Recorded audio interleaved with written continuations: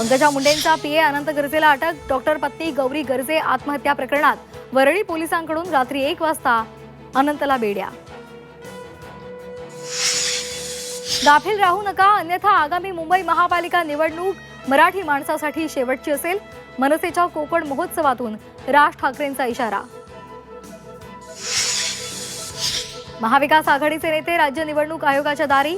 मुंबई मनपा प्रारूप यादी घोटाळा प्रकरणी आदित्य ठाकरेंसह निवडणूक आयुक्तांची भेट घेणार. आमंत्रण नसल्यामुळे काँग्रेसचे नेते अनुपस्थित राहणार.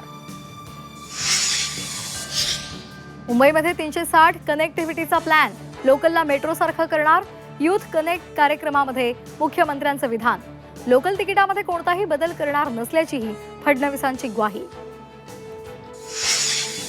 आपण स्टार प्रचारक असल्यामुळे खर्चाची चिंता अजिबात करू नका. निवडणूक आयोगाला हिशेब देऊ. गडचिरोलीमधल्या प्रचारात महसूल मंत्री बावनकुळेंचं वादग्रस्त विधान.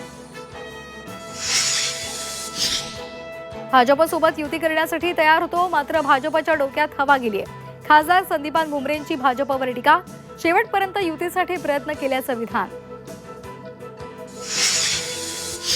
कुणाचंही खा मटण, दाबा कमळाचं बटण.